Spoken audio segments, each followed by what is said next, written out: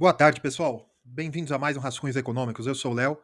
No vídeo de hoje, eu vou tratar do rico dinheirinho de vocês. Hoje o vídeo é sobre finanças, mas de uma forma um pouco diferente. Eu não vou falar de finanças no ponto de vista, compre essa ação, compre outra, compre essa, porque eu não faço isso. Aqui é do Rascunhos Econômicos, nós tratamos a economia como ciência. E finanças, ainda mais a parte que eu vou falar hoje, que se enquadra em ciclos econômicos também, é uma parte da economia. Tá? Então, eu vou tratar de bolhas financeiras e bolhas comerciais também. Então, o que eu vou tratar hoje? Eu vou tratar do conceito de bolha. Né? Vocês devem ter ouvido muito falar já nas bolhas do .com, né? Léo, o que é .com? Esse pontinho aqui, em inglês, nesse caso, se chama .dot. Né? Então é a bolha das .com. Né? Vocês ouviram falar da bolha de 2008, né, do subprime, né? A crise financeira mundial, né? As bolhas. Tem gente que diz, né? Eu não concordo, mas tem gente que diz a bolha do Bitcoin, né? Essa daqui com um asterisco, né? Porque eu não concordo, mas tem gente que diz. E por essa definição que eu vou mostrar hoje, eu vou mostrar que ele não pode ser colocado como bolha. Eu vou mostrar, tá? Mais pro final do vídeo. Você tem a bolha, a primeira de todas, né? A bolha das tulipas, né? No Brasil, durante o governo Dilma, se disse uma bolha imobiliária no Brasil, principalmente no Rio de Janeiro e São Paulo, né? Eu vou tratar disso aqui também. E uma bolha que, se vocês são mais velhos do que eu, mais velhos não, se vocês têm a minha idade, ou mais velhos, né? Precisam ter a minha idade ou pra cima. Eu não sei se vocês lembram da febre das paletas, eu acho que é paleta, né? Das paletas mexicanas, né? E também a febre daqueles iogurtes de shopping, né? Aqueles iogurtes congelados, né? Então, dos iogurtes de shopping, né? De praça de alimentação. Não sei se vocês lembram, foi uma bolha isso aqui. Não, da bolha não, né? No sentido corrente, nós podemos dizer que foi uma bolha, né? Porque bolha é aquele negócio que não tem nada dentro, não é uma estrutura. Ela cresce, cresce, cresce, cresce, até que chega uma hora que ela não sustenta mais o próprio peso e ela estoura, né? Então, o conceito de bolha na economia vem sendo utilizado, né, na economia e nas finanças, vem sendo utilizado dessa forma. Né? Aqui você tem o gráfico do tempo, né? Pode ser em semanas, pode ser em meses, em anos, e aqui você tem o preço. Preço do que, Léo? Pode ser do ativo, pode ser da disposição de uso, ou pode ser da rentabilidade. Tá? Por quê? Você tem duas coisas, você tem reserva de valor e você tem investimento. Tá?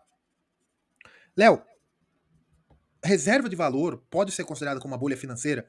Pode, sim. Alguns itens que são reservas de valor, per si, alguns itens que na verdade são bens de consumo podem tornar-se bolhas, podem se tornar reserva de valor e as pessoas, pelo ganho de capital que as pessoas estão ganhando através da reserva de valor, que é ganho de capital, você comprou por um, né? Você comprou por um, ou seja, você pagou um e você espera que vire dois, né? Então é esse ganho de capital, esse ágio em reservas de valor, a pessoa pensa que isso é um investimento, mas não é. Por exemplo, as tulipas foram assim. Então, só vou fazer o gráfico e eu já vou entrar no livro, tá, que eu vou utilizar para mostrar para vocês o que é uma bolha financeira, como identificar uma bolha financeira e tomar sua decisão se você quer entrar ou não numa bolha financeira. Tá? Mas basicamente é isso, né? O ativo começa aqui, ele vai subindo, subindo de preço, subindo de preço, subindo de preço, subindo de preço, subindo, subindo, subindo, até que ele não vale mais nada. Tá? Ou ele volta para o que ele estava antes da bolha. Isso é uma bolha financeira. E qual o problema de uma bolha financeira? Não apenas a quebra de um setor, é que a bolha financeira atrai capital financeiro e capital humano, né? Capital humano da sociedade para que as pessoas querem entrar para auferir lucros, né? A diferença de lucro para nós podemos usar lucro no sentido lato, né? Que é você conseguir ganhos, né? Porque se é uma reserva de valor é lucro. Agora, se todo mundo compra uma ação achando que essa ação vai pagar muitos dividendos, né? Ou todo mundo entra, muitas pessoas entram em fundos imobiliários, né? E o mercado de fundos imobiliários incha de uma determinada forma. Você pode considerar que isso é bolha, né? Ou quando muitas pessoas compram imóveis e o valor do metro quadrado do imóvel aumenta muito, né? Então a atração desse capital da economia para essa trend, né? Alguma coisa que está crescendo muito, né? Para esse rally. Isso normalmente é uma bolha. Mas, Léo, como se aplica isso na paleta mexicana e nos iogurtes de shopping ou outros bens que todo ano tem alguma coisa que estoura, né? Que todas as pessoas acham que é um investimento que vai dar certo. Isso aqui é um investimento na economia real, né? Uma pessoa compra uma franquia e tal. Como isso pode acontecer? Eu vou mostrar para vocês. Aqui foi só uma introdução do que é uma bolha financeira. Agora, nem tudo que tem esse comportamento é uma bolha, tá? Nem tudo que cresce, cresce, cresce, cresce tem uma bolha. Por quê? Ele está crescendo aqui, né? Ele pode fazer isso. Ele tem uma acomodação, realização de lucro, depois ele volta. Ele tem uma acomodação e realização de lucro, volta. Aí volta mais pro lado. Aí depois ele dá um estouro. Isso aqui é o comportamento normal de um ativo que está desvalorizado. Tá? E, às vezes, de você identificar uma bolha, é que você tá olhando isso aqui e você acha que ele acabou, mas ele só chegou aqui, na verdade. E depois ele tem muito para subir ainda. Então é muito... a bolha, nós não podemos analisar do ponto de vista gráfico. Né? Gráficos de bolha são assim. Mas o problema é você saber se você só não está numa acomodação de mercado. Então, eu entendo que bolhas você tem que olhar do ponto de vista fundamentalista, não gráfico. Tá? Léo, isso é muito investimento. É um pouco, tá? Mas eu vou mostrar do ponto de vista micro e do ponto de vista macro, tá bom?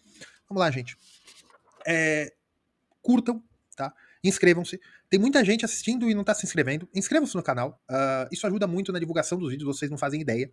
O YouTube, ele não entrega o vídeo para todo mundo, mas quanto mais gente for inscrita, mais pessoas o YouTube vai entregar o vídeo, tá? Curtam. Peço que curtam desde o início também. Comentem qualquer coisa. Comentem assim: Léo, você não sabe a diferença de inflação para base monetária. Léo, você não sei, sua voz é horrível. Comentem qualquer coisa. Dê engajamento aí pro canal, tá? Considere se tornar-se membro. Agora, um aviso pro pessoal do curso de microeconomia. Do curso de macroeconomia está correndo numa boa. Curso de microeconomia, estou fazendo algumas alterações e vai voltar. Quando voltar também vai voltar de uma porrada. Eu vou postar todos os vídeos, ou quase todos os vídeos, tá? E aí nós já vamos resolver essa pendência, certo? Deixem o valeu demais ou hype, tá? O hype não está disponível para todo mundo, nem o valeu demais. Valeu demais é como se fosse um superchat para vídeo gravado, tá? Gente, eu vou utilizar o livro Boom e Crash, um panorama histórico das bolhas financeiras. É de William King e John D. Turner. Eles são da Universidade de Belfast, né? Belfast é no Reino Unido, eu posso estar muito enganado, tá, gente? Eles são da Universidade de Belfast e o livro foi impresso pela Universidade de Cambridge. E é um livro, esse livro que eu vou utilizar, foi impresso na Universidade de Cambridge, pela editora de Cambridge, mas eu vou deixar um link aí na descrição, um link afiliado da Amazon, se vocês quiserem comprar esse livro. E se vocês gostam de investimento, eu realmente acho que vocês teriam que ler esse livro, né? Porque ele passa por quase todas as bolhas, né? Financeiras, e eu acho que vocês gostariam sim de ler esse livro para até conseguir identificar o que é uma bolha e o que não é. Eu vou deixar o link afiliado da Amazon, vocês podem comprar por esse link, comprando por esse link vocês auxiliam o canal, tá? Nós ganhamos uma comissãozinha com isso, e isso ajuda o canal.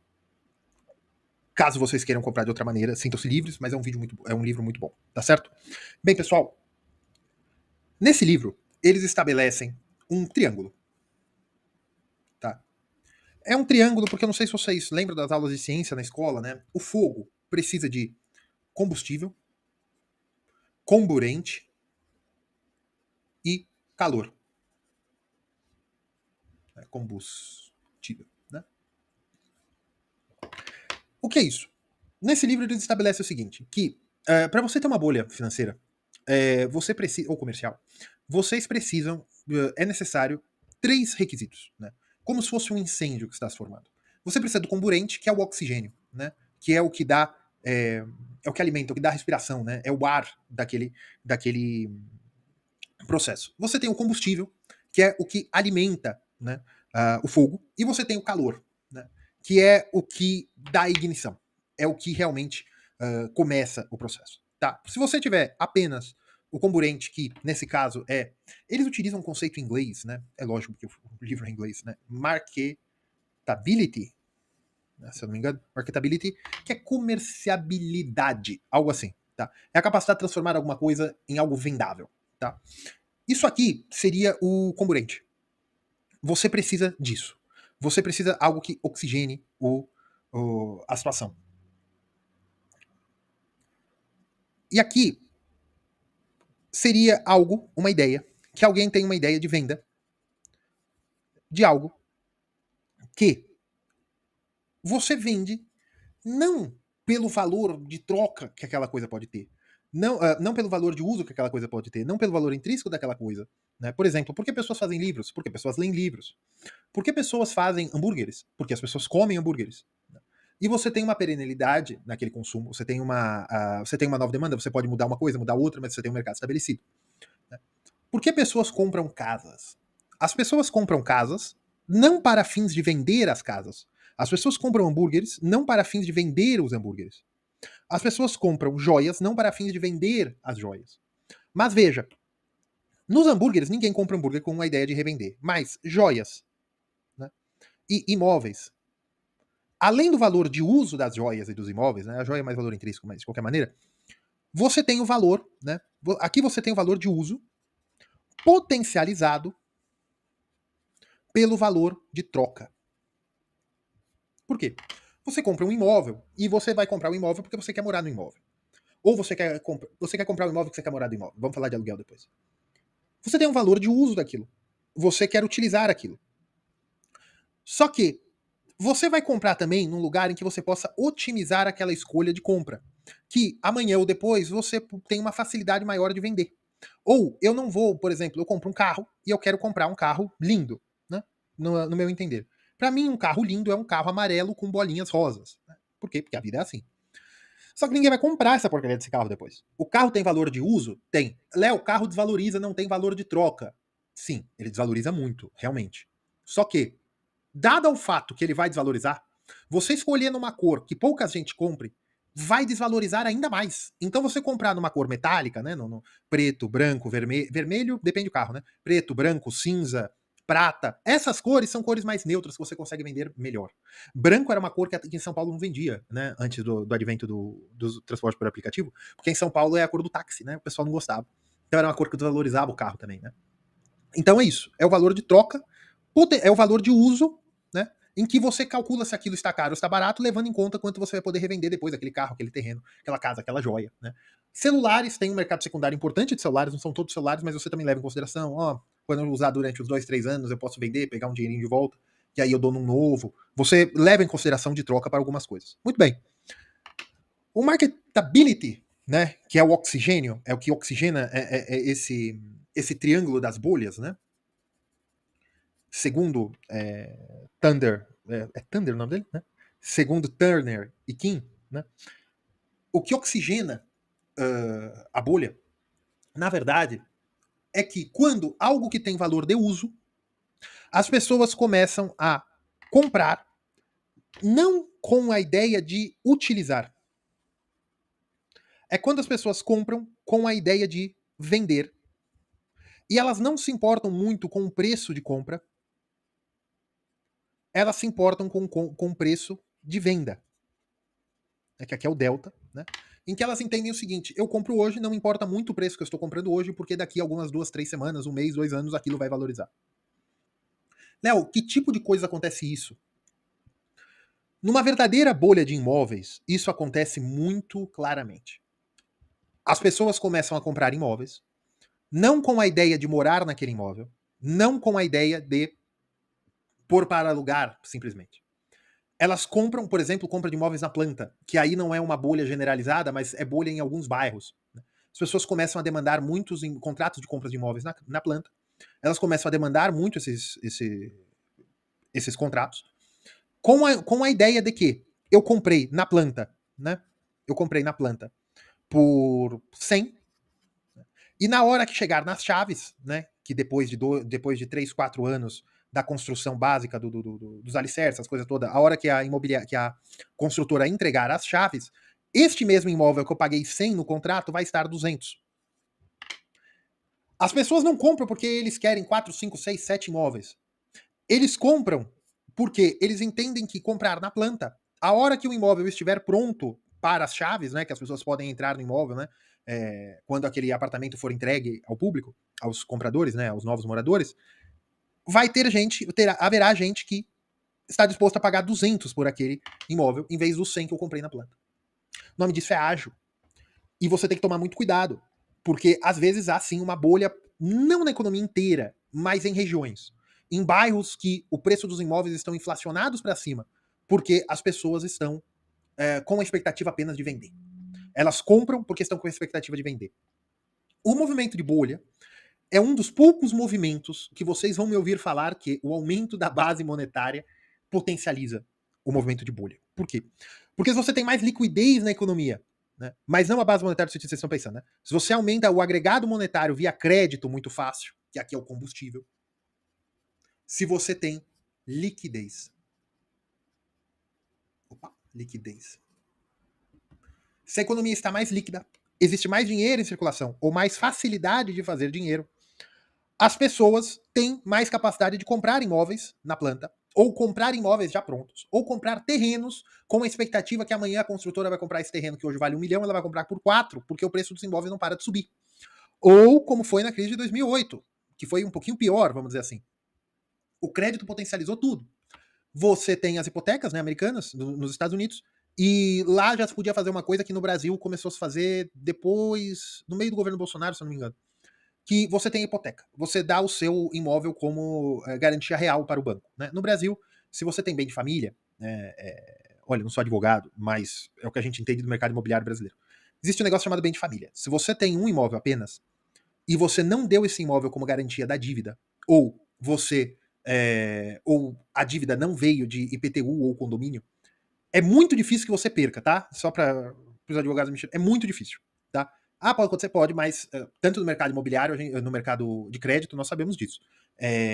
Não adianta aquela pessoa, quando ela está tomando um empréstimo sem garantia, não importa ela mostrar que ela tem bem, que ela tem imóvel no nome dela. Se ela tem um só, é muito difícil de retomar. Se for hipoteca, né, que no Brasil, eu não sei se é esse nome, mas você dá o imóvel como garantia real, você coloca no contrato, você averba tudo, aí não, aí o banco consegue tirar. Nos Estados Unidos, eu não sei como é que se chama jurídico americano, mas lá é o seguinte, você tem títulos de hipoteca em que você dá o imóvel como garantia e você podia dar um imóvel de $100 mil, né? Você podia tomar 4, 5 hipotecas em cima do imóvel de 100 mil. Você ia no banco A, B, C, D, F, tá? Você ia no banco A e eles avaliavam o seu imóvel por $50 mil. Não, eles avaliavam o imóvel por 100 mil e eles liberavam de hipoteca $50 mil. O banco B fazia o mesmo, o banco C, o banco D, o banco F. Então, no final, um imóvel de 100 mil, você tinha 250 mil de crédito em cima do imóvel. Por que as pessoas faziam isso?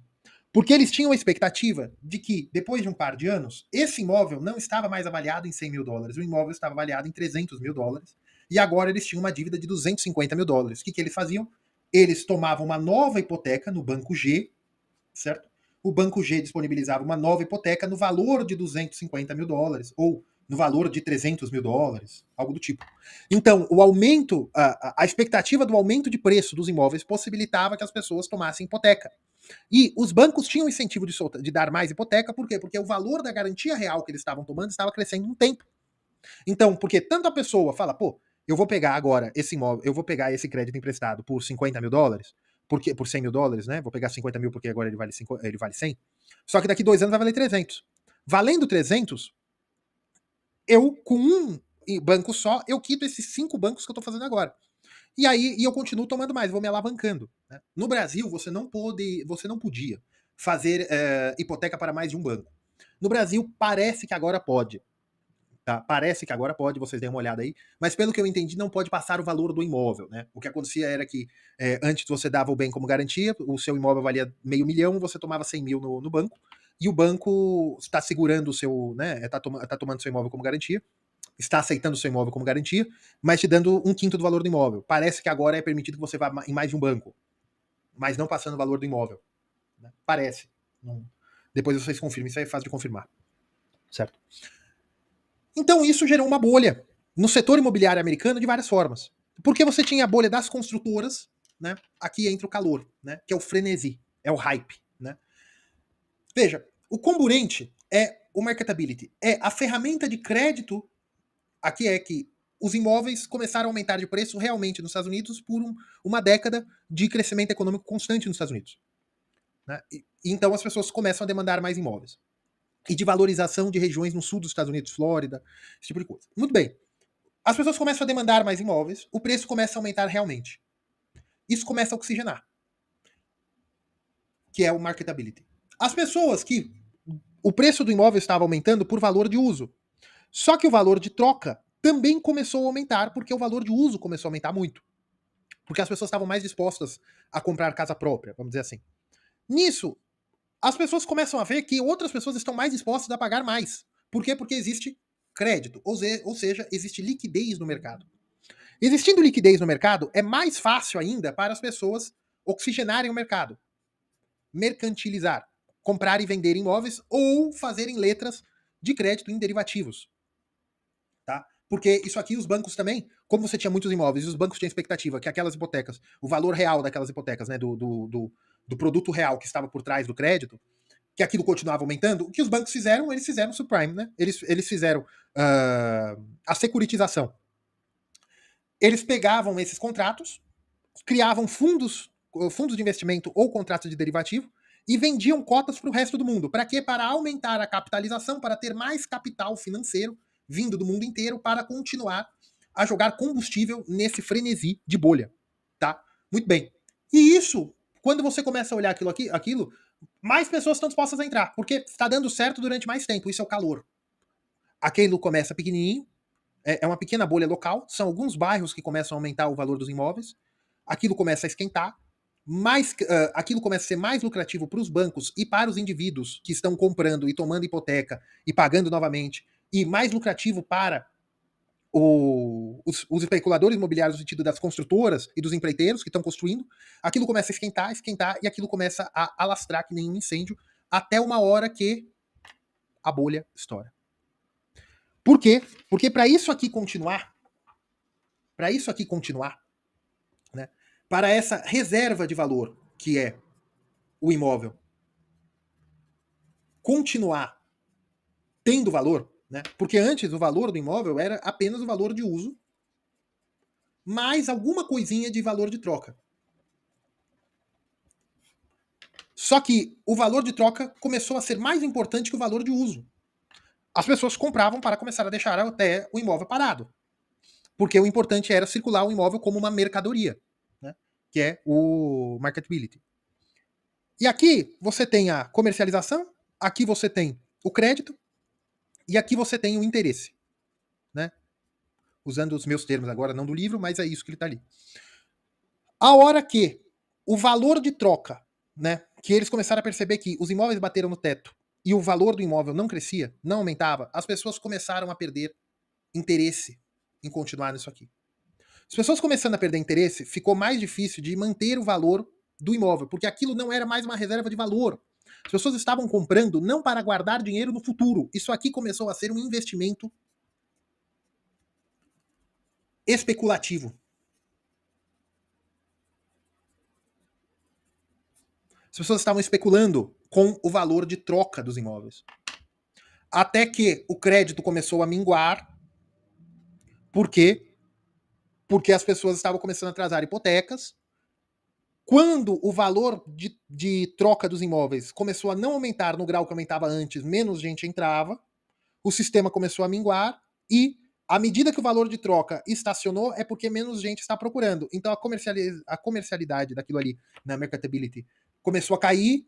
Com isso, as pessoas não tinham mais como revender ou tomar mais empréstimos para pagar os empréstimos anteriores, o crédito também começou, os bancos começaram a ficar com medo de liberar mais empréstimos, ou não tinham até capacidade, e o interesse começou a cair. O incêndio começou ou seja, a bolha começou a estourar. Pá. Ela estourando, você quebrou com a crise de 2008. Porque agora os imóveis têm o valor de uso, mas tem muito mais imóvel do que gente capaz de comprá-lo. Então o valor dos imóveis abaixa de forma homérica, né, ou trágica, e isso quebra também todo mundo que está alavancado naquilo ali.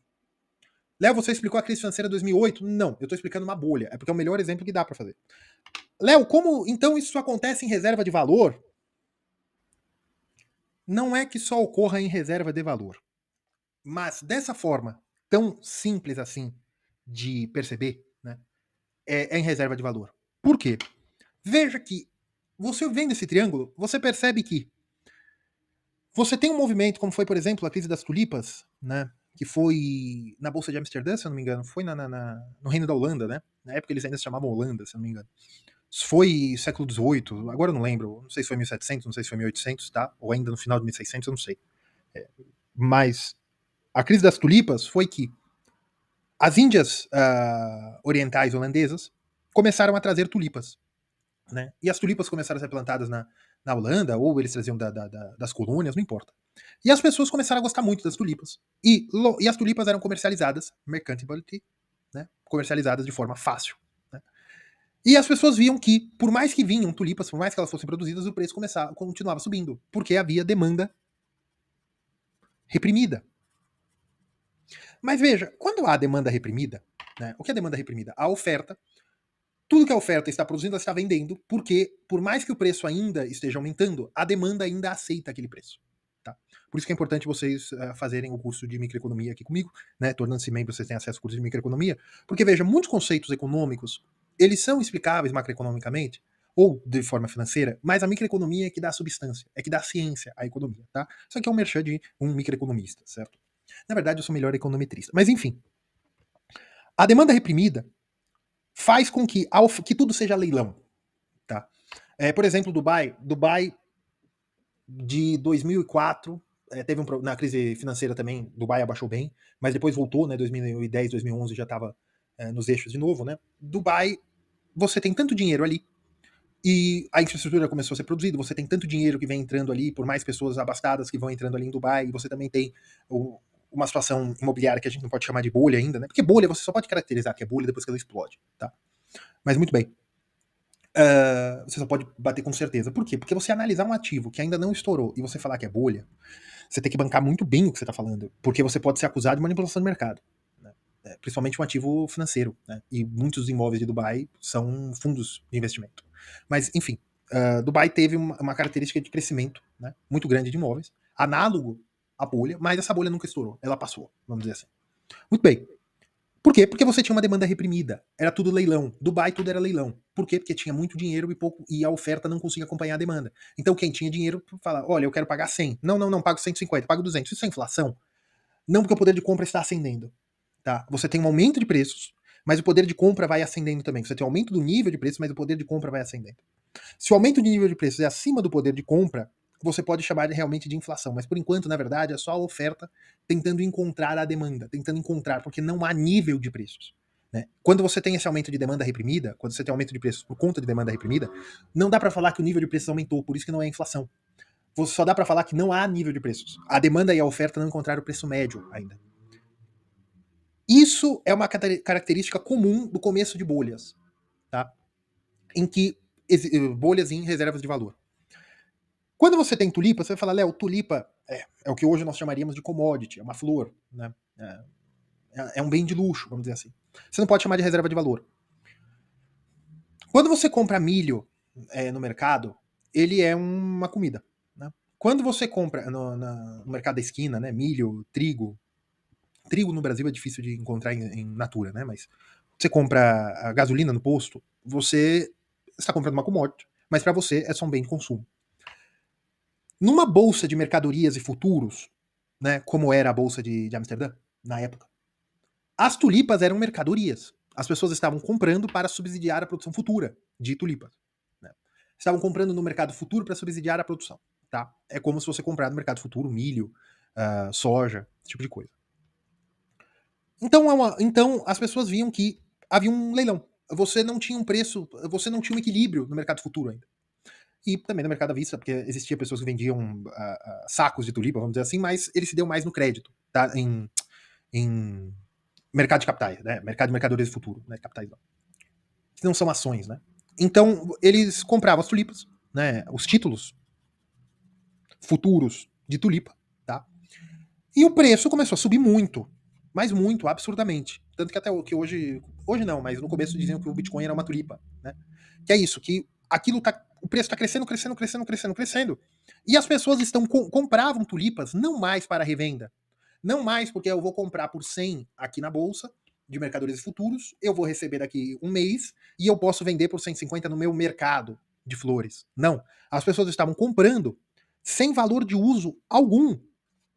As pessoas não estavam comprando para revender as tulipas, elas estavam comprando para revender os títulos. Revender como? No mercado futuro também, ou no mercado à vista, né, que pagava.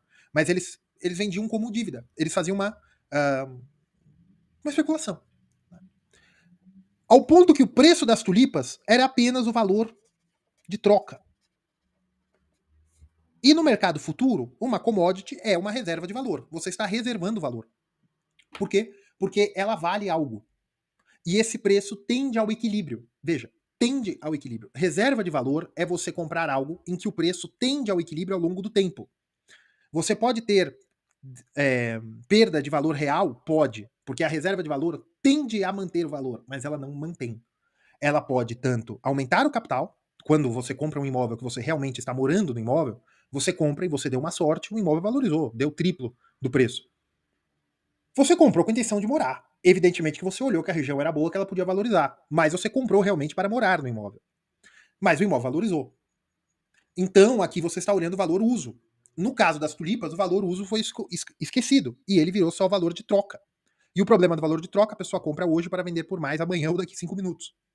Quando a comerciabilidade das tulipas começa a cair, menos pessoas estão entrando na bolha, e as pessoas estavam alavancando, tinha pessoas vendendo casas em Amsterdã para entrar e comprar as mercadorias com o frenesi que existia daquilo que aquilo ia subir.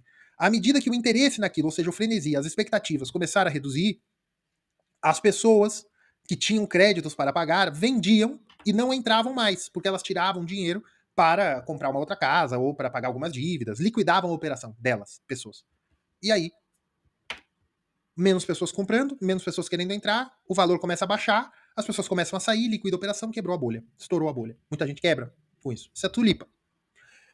Veja, a tulipa não é uma reserva de valor.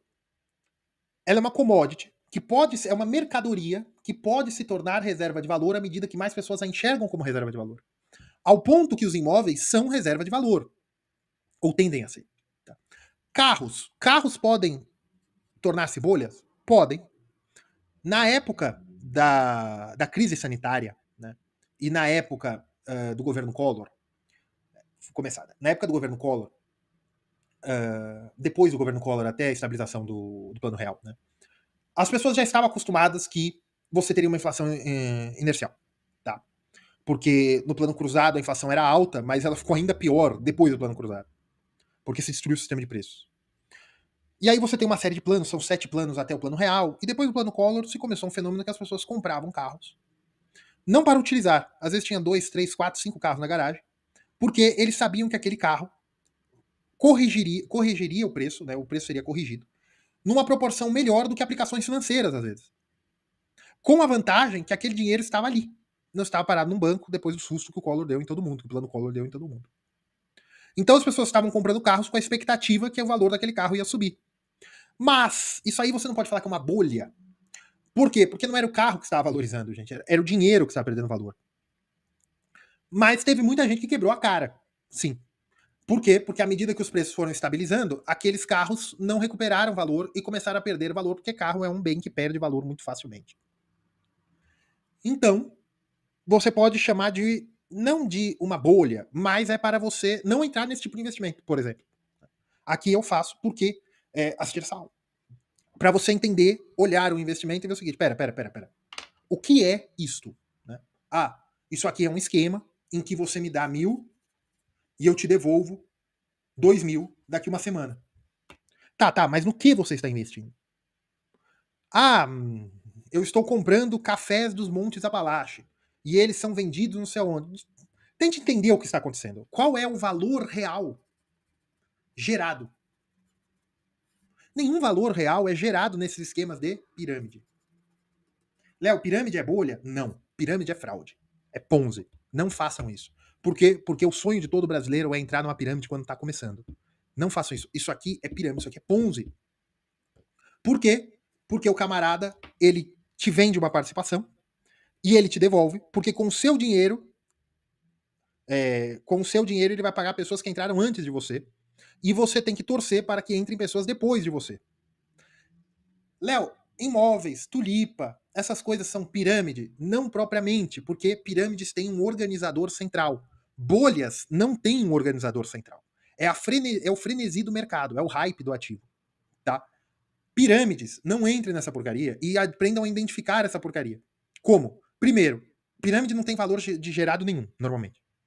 Ou é uma coisa muito complexa, é quântico. Né? O camarada começa a te falar de coisas absolutamente etéreas, certo? E ele promete uma valorização de coisa de 20, 30, 40% ao mês. Saiam disso. E mesmo se for 1% ao mês, gente, procurem a certificação de quem tá vendendo essa porcaria. Procurem procurem saber o que é aquilo. Não façam isso, tá? Só um disclaimer. Bolhas têm um perigo que as pirâmides não têm. Qual, Léo? As bolhas têm o perigo de que elas são legítimas, mas elas podem arrastar a sociedade inteira. É legítimo você comprar carro se você vê que ele está valorizando. É legítimo você comprar tulipa se você vê que está valorizando. É legítimo você comprar imóveis e fazer essa alavancagem se você vê que está valorizando. Tá. Mas você só pôr um dinheiro no negócio que o cara vai te devolver, não é que você está errado do ponto de vista legal. Mas você tem que ter um simancol. Você tem que ver que não existe isso. Tá? Só para um disclaimer. As reservas de valor, né? Deixa até isso aqui, né? As reservas de valor são a única forma de bolha? Não. Você também tem as bolhas nos investimentos. Léo, como é que eu posso ter certeza que eu não estou entrando numa bolha de reserva de valor? Simples. Não tão simples. Mas você percebe o seguinte: se as pessoas estão entrando nessa brincadeira apenas pelo valor de troca, se não tem nenhum valor de uso, isso aqui você não erra. Qual é o valor de uso? Para que as pessoas estão usando? Né? Investimentos é o valor de uso, só que nós vamos chamar de outra coisa. Investimentos nós vamos chamar de fundamentos. Mais valor de troca. Que aqui você pode chamar de ganho de capital, ou você pode chamar de ágio, ou valorização da ação, ou margem de lucro do negócio. Tá? Eu escrevi aqui, mas eu vou ter que voltar. Nos investimentos, né? Léo, o que é investimento? Já falei 1 milhão de vezes, eu falo 1.000.001. Investimento é quando você aplica um capital financeiro na economia real, né, na economia real, com a expectativa de que seu capital financeiro vai ser maior. Na reserva de valor, você tem a expectativa que isso aqui apenas se mantenha. Léo, mas quem compra no meio de uma bolha quer aumentar o valor do que ele colocou na aplicação, que ele colocou na reserva de valor. Sim, veja, CDB, título Selic, essas coisas, você pode ter ganho de capital e ele está pagando taxa de juros. Se a taxa de juros é maior do que a inflação e que a sua inflação, que é o que é importante, porque você não é a economia, você vai ter ganho de capital. Mas o objetivo daquilo ali é reserva de valor. É você guardar valor com o tempo. Você pode ter ganho de capital. Ouro é reserva de valor. As pessoas usam como investimento. Só que ele não é feito para isso. Tá? Mas tudo bem. Você pode ter ganho de capital. Por quê? Porque o risco de títulos de renda fixa e do ouro é o dinheiro não voltar na proporção que você queria ou não pagar a inflação. Mas, contanto que ninguém roube seu ouro e contanto que o banco ou que o país que você está emprestando não quebre, o seu dinheiro vai voltar. Às vezes não corrigido da forma que você gostaria, mas ele vai voltar. O ouro é a mesma coisa.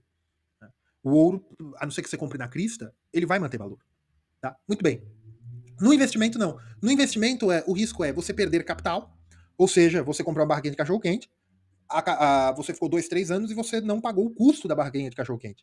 Ela já está desfazendo, você já tem que trocar os pneus da barraquinha, já tem um furo nas panelas, essas coisas todas, e você não conseguiu repor o que você gastou para comprar a barraquinha porque o cachorro-quente não está vendendo com o preço que você achou que ia vender. Isso é investimento? É. Não repôs o investimento. Não é um investimento fraudulento, não é um investimento ruim, vamos dizer assim. Muita gente criou filhos vendendo cachorro-quente em praça, em porta de escola ou em porta de balada, mas às vezes não dá certo. Tá? Isso é investimento. Quando você compra a barraquinha de cachorro-quente, você põe dinheiro para comprar a barraquinha e para comprar o capital de giro, né? Você usa capital para girar aquilo ali. Compra salsicha, compra pão, compra ketchup, essas coisas. Às vezes, o dinheiro não volta. Às vezes volta. Depois de um ano, você tem os mesmos 100 que você gastou para montar a barraquinha. Só que hoje esse 100 vale o que R$90 valia na época. Você perdeu para a inflação. Mas, de qualquer forma, você tem investimento. Entendeu o que eu quero dizer? O que ocorre é, em investimentos, você pode ter bolhas, né, de duas formas. Você pode ter bolhas na economia real. Todo investimento é na economia real, né? Mas o investimento, você pode fazer via mercado financeiro. Né? Então você pode ter bolhas na economia real, né? Montar uma loja, montar uma fábrica, montar um site, economia real, tá? Ou você pode ter bolhas via sistema financeiro. Na economia real, eu quero mostrar uma bolha que existiu, que não foi uma bolha sistêmica, né? Que foram as paletas mexicanas, né? E os iogurtes de shopping. Aqueles iogurtes congelados e tal. Não sei se vocês são dessa época. Isso aqui faz uns 10 anos cada um. De repente, né, de repente, começou um hype em que você tinha dois produtos que todo mundo queria experimentar. Você tinha o produto, você tinha o interesse. Todo mundo queria experimentar aquilo. E ambos estavam com demanda reprimida. Eu já expliquei para vocês, quando você tem demanda reprimida, significa que o preço ainda não está em equilíbrio. Que o preço tende a subir até que ele estabilize.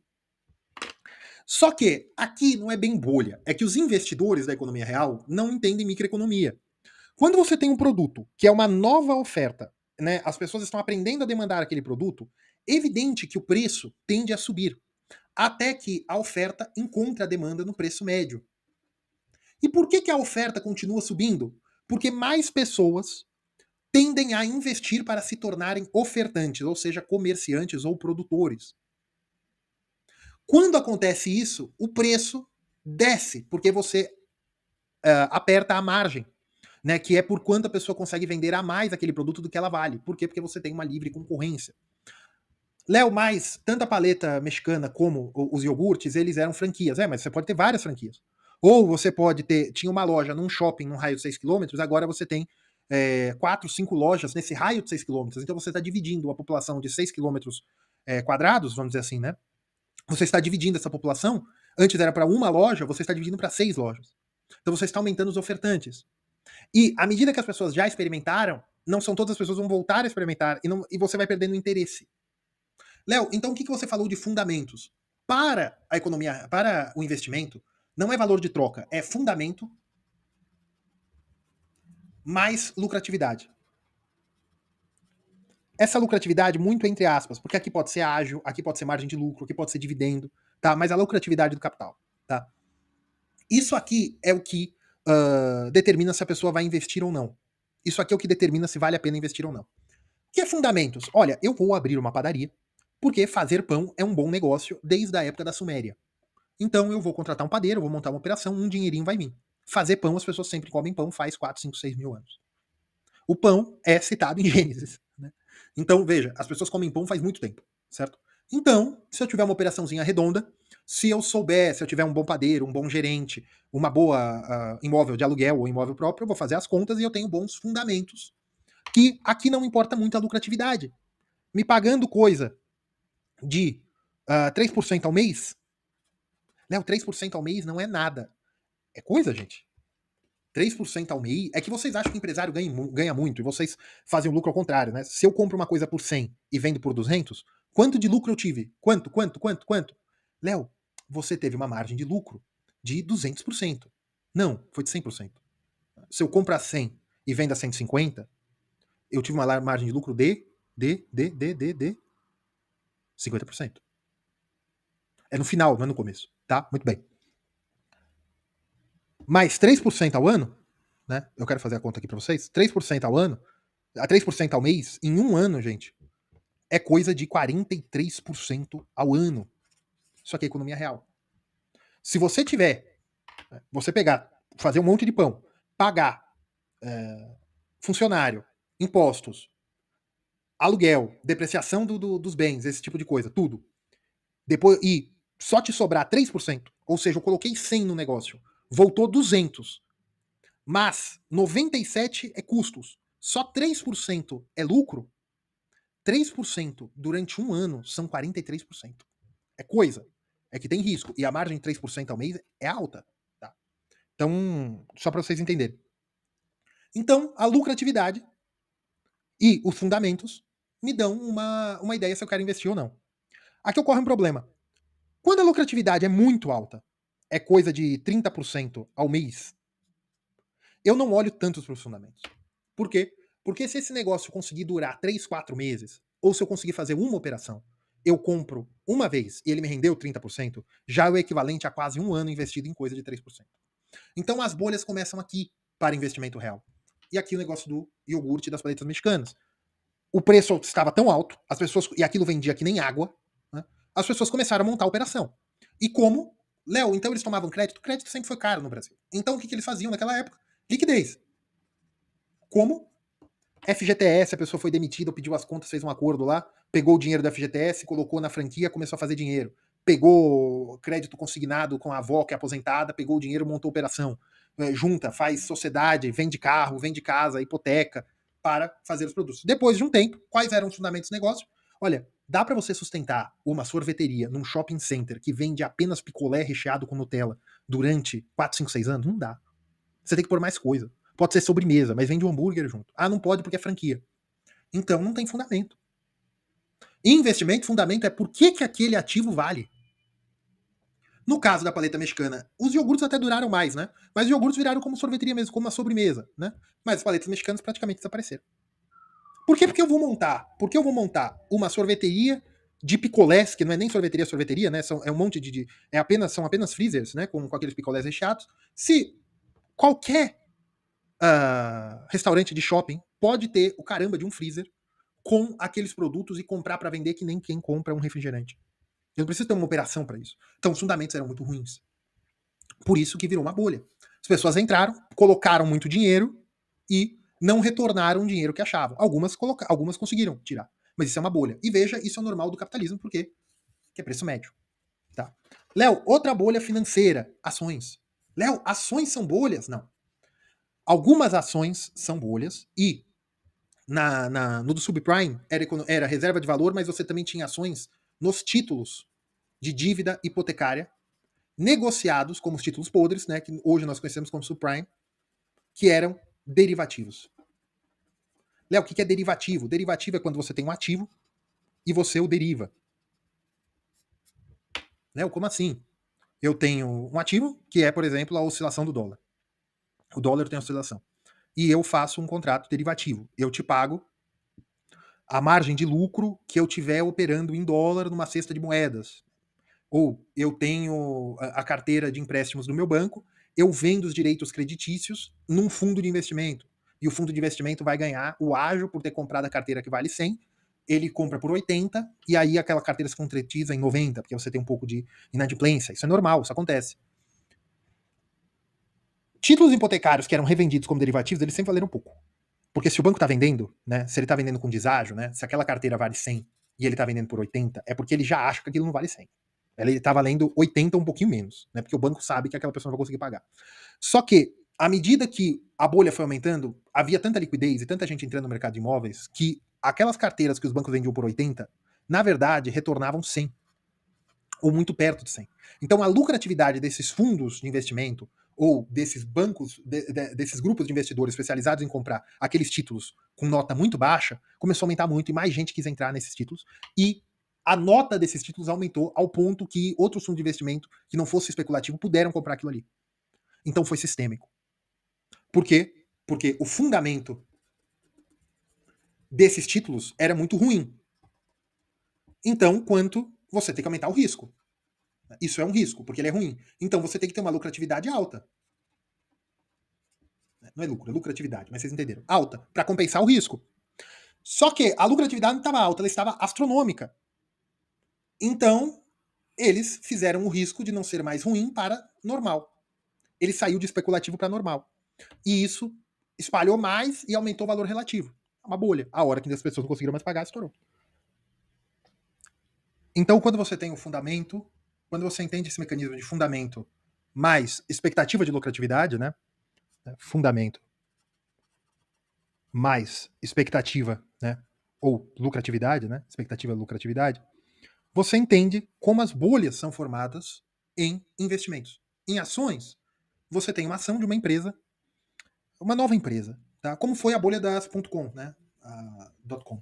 Tá? Você começou ali nos anos finalzinho, né? 1998, anos 2000, em que muitas empresas que tinham .com começaram a ter ações na bolsa.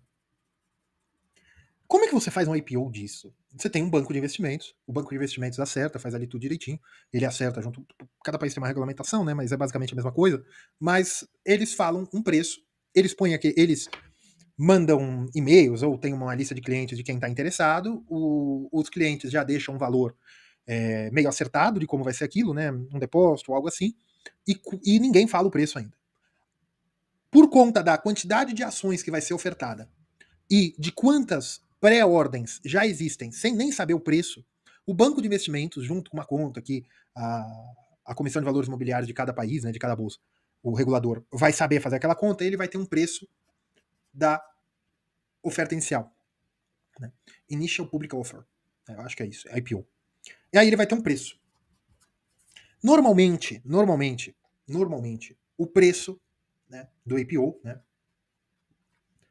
é menor do que o preço de mercado. E isso leva ao aumento do preço das ações logo nos primeiros pregões, normalmente. E é até bom que não seja assim, mas normalmente é assim. Principalmente nas .com, porque os investidores de bolsa de valores estavam vendo que qualquer empresa que se chamava .com, ela começava a ter uma valorização da ação enorme. Então veja, o fundamento era que empresas de tecnologia eram o futuro. Só que empresas de tecnologia demandam muito capital, porque elas têm que atingir break-even, e como elas são de economia de escala, mas elas têm também, elas são capazes de, você como uma operação pequena, você atende o mundo inteiro, né? Você tem a escalabilidade muito grande da oferta. Né? A oferta, você pode atender uma oferta de uma pessoa, como você pode atender a oferta de 1 milhão de pessoas com mais ou menos o mesmo, com basicamente o mesmo custo. Né? Você precisa de mais servidores, mas um servidor pode atender 5, 6 milhões. Então o custo do servidor é praticamente nada. Né? Isso é o bom de uma empresa de tecnologia. Só que o problema de uma empresa de tecnologia é que você precisa também de muitos usuários, porque a receita marginal é muito pequena. Né? Ou seja, a receita que você ganha por cada usuário.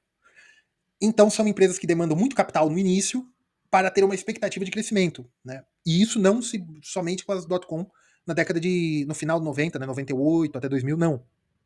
Outras, a Amazon passou uma década sem dar lucros. Começou a dar lucro agora. Agora, pode ser, faz uns 4, 5 anos, mas eu digo, faz pouco tempo que ela começou a dar lucro. Por quê? Porque você precisa de uma escala muito grande. Os investidores só sabiam que o valor da ação valorizava. Então, eles tinham uma expectativa de lucrabilidade com um fundamento ou errado ou não muito claro sobre a ação. Muitas vezes, principalmente em ações, não é que o fundamento da ação está errado. As pessoas que estão comprando, compram pelo frenesi. Né? Aqui. Frenesi, interesse, expectativa. Aqui é a capacidade de ser comercializável, né? A marketability. E aqui é o crédito. Ou que para investimentos é a liquidez também. Né? É a liquidez, basicamente. Mas no mercado de ações você tem um problema, porque você pode se alavancar. Então é crédito também. Né? Você pode fazer opções, aberto, um monte de coisa. Então você tem a liquidez via crédito no mercado de ações, em que você pode comprar um monte com a expectativa que aquilo vai continuar subindo. Mas veja, o problema não eram as ações das empresas. Muitas empresas, ao longo do tempo, podem ter sido colocadas na bolsa apenas por uma bolha. Mas normalmente a empresa é boa, é que a pessoa que espera muito da empresa. À medida que, então, se a empresa não tem lucro, ela não vai dar dividendo. Então a lucratividade é apenas pela valorização da ação, né? Delta preço positivo muito alto. Né? Comprei por 5, posso vender por 20. Então eu vou ter 15 por cada ação. É um absurdo. Só que para a ação continuar subindo, mais gente tem que querer entrar. Então aí você tem um problema quando as ações começam a cair. E as pessoas que entraram apenas achando que a ação ia subir. Aí mais gente começa a vender, mais gente começa a vender, mais gente começa a vender. Aquele negócio que estava 20 num dia, vale 1 no outro. E isso pode comprometer a operação da empresa e também você quebra muita gente no meio do caminho. Quem comprou quando valia 1, não vai quebrar, porque ele comprou valendo 1. Chegou a 50. Começou a cair para 30, ele vendeu a 30. Ele não perdeu 20, ele ganhou 30. Né? Ele comprou a 1, manteve até 50, mas vendeu quando caiu até 30. Só que quem comprou quando valia 35? Quem comprou quando valia 40? Quem comprou quando valia 50 e começou a cair? Esse é o problema. As .com foram assim. Isso é uma bolha. Por quê? Porque para investimento, o segredo é o seguinte, o fundamento é muito fraco. Ou quem está comprando, quem está entrando no negócio não entende o fundamento. E quando a lucratividade começa a cair, a pessoa sai. E em ações é pior do que investimento de empresa, né? Empresa real, por exemplo, loja, essas coisas, um negócio que você acha que vai vender muito, a lucratividade cai.